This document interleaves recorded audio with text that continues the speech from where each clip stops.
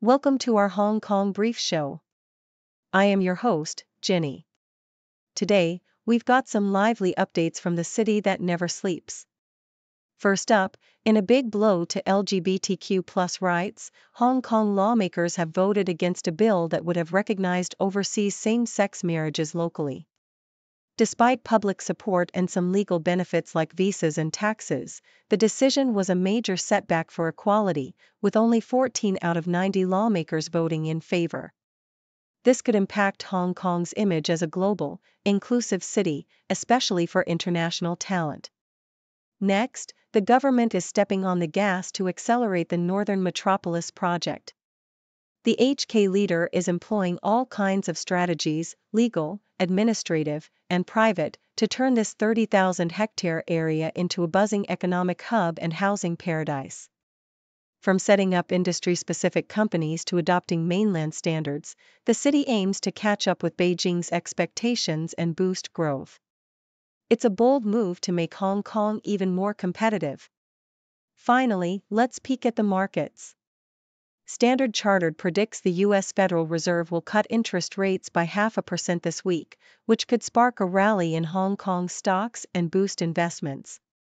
Meanwhile, Hong Kong's stock market shows a cautious but steady vibe, with slight gains amid ongoing U.S.-China trade talks. Investors are watching closely as global tensions and economic data continue to shape the financial scene. Please stay tuned for more details. CNN reports on Dino Wong and Jeffrey Yu, who traveled over 2,000 miles to Guam to marry in 2019 because Hong Kong does not recognize same-sex marriage. Their wedding was a modest affair, exchanged in a government corridor without family or guests, highlighting the city's ongoing legal restrictions. In 2023, Hong Kong's legislature rejected a bill that would have allowed overseas same-sex marriages to be registered locally, a setback for LGBTQ rights in the city, which decriminalized homosexuality in 1991 but still lacks marriage equality.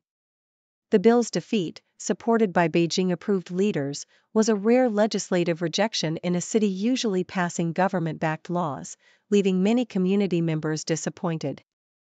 Advocates warn this setback could damage Hong Kong's reputation as an attractive global talent hub, especially since regional competitors like Taiwan and regional peers recognize same-sex unions, giving them an edge in talent attraction. Despite some legal protections for overseas marriages, many daily challenges remain for same-sex couples, from hospital visits to child rearing, with court battles and advocacy continuing to push for broader rights. The American Chamber of Commerce urged the city to strengthen protections, including full marriage equality, but the legislative vote sent a discouraging message, with community groups warning it could lead to talent loss and economic setbacks. While Hong Kong ranks highly in global talent indices, comparisons with countries recognizing same-sex marriage underscore the city's need for more inclusive policies to stay competitive. LGBTQ activists like Jimmy Sham expressed regret over the vote, emphasizing that the city's stance on such issues reflects its openness and international image, which now faces scrutiny. Experts warn that without legislative progress, Hong Kong risks falling behind regional rivals in attracting diverse talent, as corporate support for inclusivity grows worldwide, and the city's legal framework remains limited. South China Morning Post details Hong Kong's ambitious Northern Metropolis project, with Chief Executive John Lee planning to accelerate development through legal, administrative, and private sector initiatives. The government considers establishing a dedicated company to attract industries more efficiently, adopting mainland construction standards, and elevating decision-making authority to streamline approvals. This move aims to satisfy Beijing's impatience with the slow progress since the project's announcement in 2021, which envisions transforming 30,000 hectares into a hub for economic growth and housing. Measures under consideration include creating pilot companies to manage land development and attract investment, particularly in logistics, to foster business growth. Authorities also plan to centralize decision-making by assigning a higher-level bureau to oversee development applications, reducing delays caused by departmental disagreements. Mainland standards, known for technological efficiency and streamlined processes, are being explored to cut costs and accelerate construction, exemplified by the Northern Link Railway adopting national standards. Think tanks like our Hong Kong Foundation suggest establishing specialized development companies for different districts within the project to coordinate efforts and attract investment, with upgraded oversight bodies ensuring strategic alignment. Land supply issues persist, with experts calling for more flexible planning and faster approval processes to unlock available sites, such as Hongkonger, and to make the project more attractive to investors. The government remains optimistic, citing the high number of talent applications and the city's strategic advantages, but critics warn that bureaucratic hurdles and slow land release could hinder progress, emphasizing the need for decisive action to realize the project's full potential. Standard Chartered forecasts a significant shift in U.S. monetary policy, expecting the Federal Reserve to cut interest rates by 50 basis points this week, initiating a cycle that could extend into 2024. This anticipated move is driven by weak employment figures, declining consumption, and easing inflation, which collectively suggest the U.S. economy may need monetary easing to support growth. The prediction aligns with traders' expectations, with nearly all anticipating at least a 25 basis point cut, and some betting on a 50 basis point reduction at the Fed's upcoming meeting. A rate cut would reduce Hong Kong's interbank rates, including the HIBOR, benefiting the city's housing market and investment environment. The forecast also supports the ongoing boom in Hong Kong's financial sector, which has seen a 30% surge in the Hang Seng Index and a record-breaking IPO market, positioning Hong Kong as a top global financial hub. Experts from Lombard Odier project multiple rate cuts into 2026, which could boost capital flows into emerging markets and Chinese stocks. Investors are diversifying their portfolios across bonds, stocks, currencies, and digital assets to hedge against uncertainties, amid ongoing geopolitical tensions and trade disputes. The report underscores the interconnectedness of U.S. monetary policy and Hong Kong's economic outlook, with lower rates expected to sustain the city's financial growth and investment activity. South China Morning Post reports on the Hong Kong Chamber of Listed Companies' recommendations to Chief Executive John Lee ahead of his policy address. The chamber urges attracting mainland technology firms to set up operations locally and enhancing market activity for smaller listed companies. With many mainland startups already listing in Hong Kong, the chamber suggests these firms could expand their presence here, creating jobs and boosting the economy. The reforms introduced since 2018, including allowing biotech and tech companies to list without revenue, have made Hong Kong a major fundraising hub, especially for energy and EV sectors. However, the chamber advocates for further streamlining listing procedures and fostering cross-border listings by collaborating with mainland authorities. It also emphasizes the importance of supporting smaller companies, which account for a significant portion of market activity but face low trading volumes, with over 200 brokers closing since 2020. To address this, the Chamber recommends launching international promotional campaigns to increase investor awareness and confidence in smaller firms, thereby invigorating the secondary market. The goal is to balance innovation with inclusivity, ensuring Hong Kong remains competitive as a global financial center by nurturing a diverse and vibrant ecosystem of startups and smaller listed companies. SCMP opinion emphasizes the importance of Chief Executive John Lee's upcoming policy address in inspiring confidence in Hong Kong's future amid ongoing challenges. The city faces economic sluggishness, rising unemployment, a sluggish property market, and external geopolitical tensions, all compounded by internal social issues. The development of the Northern Metropolis is central, but its success depends on overcoming bureaucratic and legal hurdles to fast-track land reclamation and infrastructure projects. Lee's administration is also expected to announce measures to reform labor import schemes, bolster the arts sector with a high-end art trading hub, and continue innovation initiatives to transform Hong Kong into an international education and tech hub. Despite economic growth, the benefits are uneven, with unemployment rising and retail recovering slowly. The opinion piece calls for the government to craft a compelling policy blueprint that addresses immediate economic concerns while fostering long-term development, restoring public trust, and demonstrating resilience. The address must articulate a clear vision that inspires hope, signals reform, and reassures both local residents and international investors that Hong Kong remains a dynamic, forward-looking city.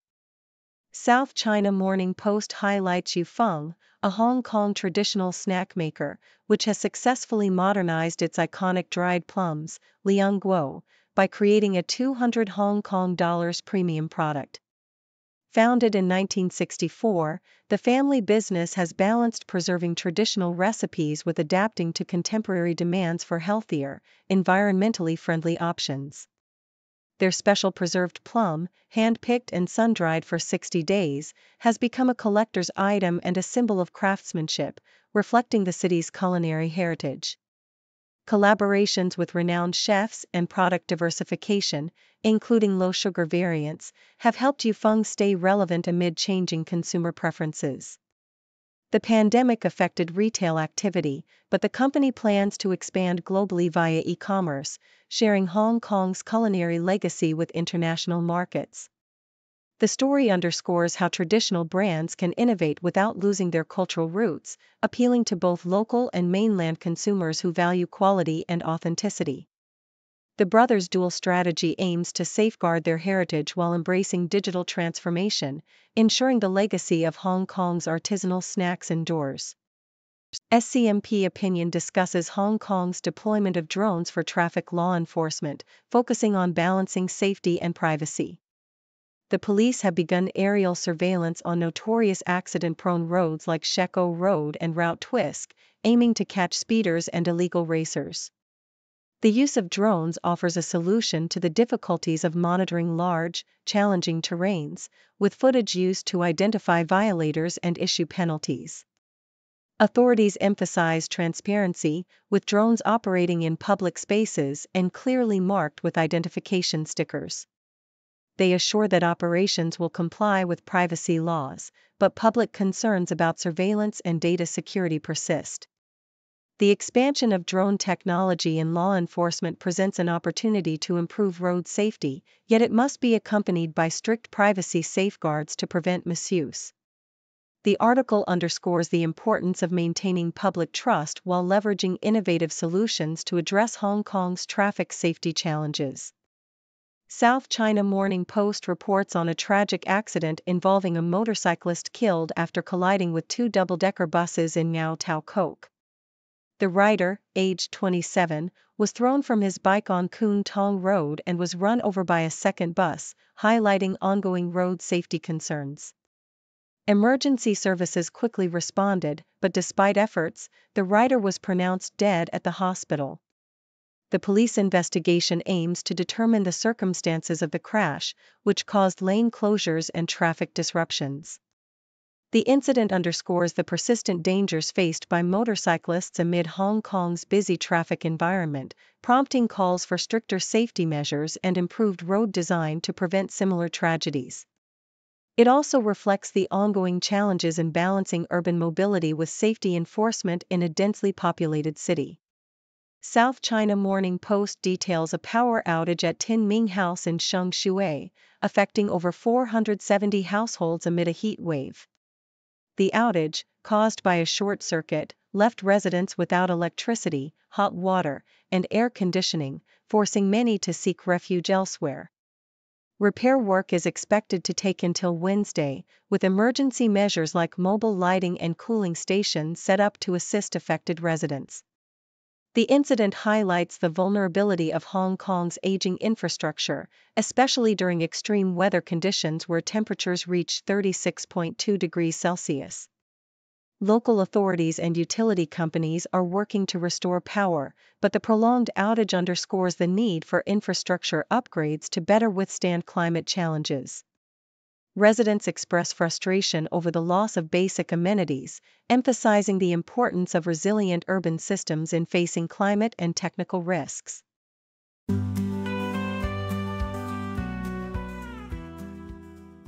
According to South China Morning Post, Hong Kong stocks are currently in a holding pattern as investors remain cautious amidst ongoing US-China negotiations. The Hang Seng Index has seen minimal movement, with a slight increase of 0.1%, while the tech sector shows some resilience with a 0.7% rise. Mainland Chinese markets are slightly weaker, influenced by declining home prices for the 27th consecutive month, which dampens sentiment. The discussions in Madrid between the US and China over trade issues and TikTok's future are adding to the geopolitical tension, with US President Donald Trump hinting that China's actions will influence the outcome. Meanwhile, other Asian markets like South Korea and Australia are experiencing minor fluctuations, reflecting a cautious atmosphere driven by geopolitical uncertainties. The Sydney Morning Herald reports that Wall Street experienced a relatively stable week, with major indices lingering near record highs. The S&P 500 and Nasdaq barely moved, while the Dow Jones fell slightly, amid anticipation of a potential interest rate cut by the Federal Reserve. Investors are optimistic that such a cut could stimulate the U.S. economy, which has been supported by recent data suggesting a balanced jobs market and stable inflation expectations. However, there is some concern that if the Fed delays or reduces the number of rate cuts, markets could retreat. Notable corporate movements include RH's significant decline due to disappointing earnings and guidance amid tariff uncertainties, while tech giants like Microsoft and Supermicro Computer benefited from AI-related developments. European markets remain steady, with Japan's Nikkei hitting new records and Hong Kong's Hang Seng rallying, as yields on U.S. Treasury bonds fluctuate in response to expectations around Federal Reserve policies. Nikkei Asia reports that Sainsbury's has ended its negotiations with JD.com regarding the sale of Argos, Britain's second-largest general merchandise retailer. The Chinese e-commerce giant indicated it was only willing to proceed under revised terms that Sainsbury's deemed unfavorable for shareholders. Sainsbury's, which has shifted focus more towards food retail since 2020, remains committed to improving Argos through digital enhancements and expanding its product range.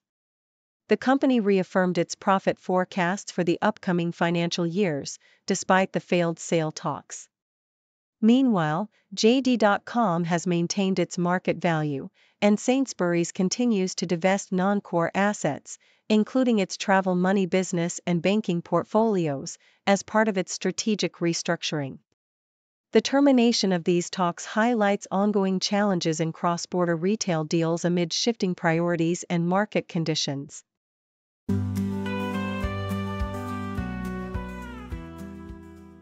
South China Morning Post highlights Hong Kong's recent election, emphasizing the crucial role of the election committee in shaping the city's future. Despite a high voter turnout of over 97%, most seats were uncontested, underscoring a lack of public engagement, yet the committee's power remains significant as it nominates lawmakers, elects key officials, and influences policy directions. The upcoming policy address by Chief Executive John Lee is seen as a vital opportunity to communicate concrete measures for economic recovery, social well-being, and government accountability, especially considering recent scandals and the rising suicide rate among young men. The article stresses that numbers and KPIs serve as trackers, but genuine leadership requires transparent, empathetic communication about how policies impact residents' happiness and safety, urging the government to focus on restoring hope and trust amid ongoing challenges. South China Morning Post features Jing Yongyan's insights on China's pursuit of an independent knowledge system amid geopolitical tensions and the AI era. Zheng warns against intellectual colonialism, criticizing Western-centric social sciences that fail to explain China's unique civilization and practices.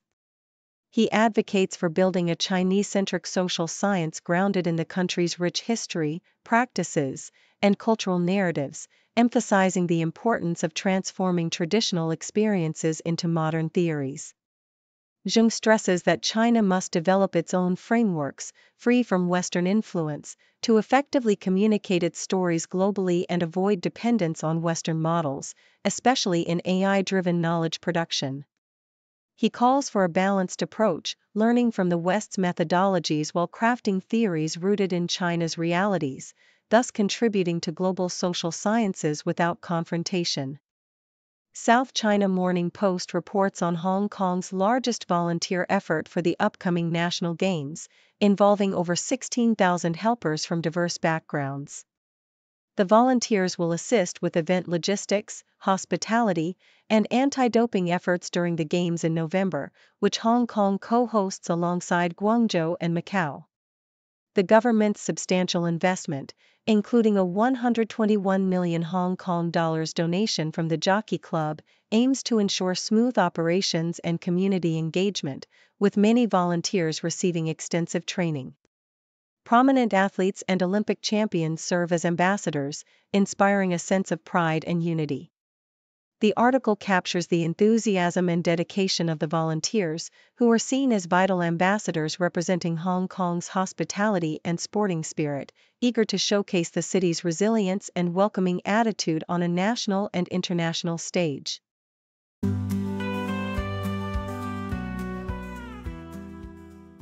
Thank you for tuning in. The content above showcases the latest briefing reports and analytical synopses, thoughtfully curated by the 6Do team. These insights stem from a wide array of reputable media outlets, think tanks, government sources, and specialized experts worldwide. We encourage you to explore these sources for a comprehensive perspective. Keep in mind that while the content may not always align with the official standpoint of 6Do Brief, it's not meant to be taken as absolute directives for decision-making. Comprising seasoned media professionals, learned scholars, and accomplished scientists, the 6Do team embodies a trailblazing, fully independent media entity. To customize 6Do Brief to meet your professional needs, you have the option to subscribe to a diverse array of briefings on our website, 6dobrief.com. Regardless of your location, you can conveniently receive 6Do Brief via email.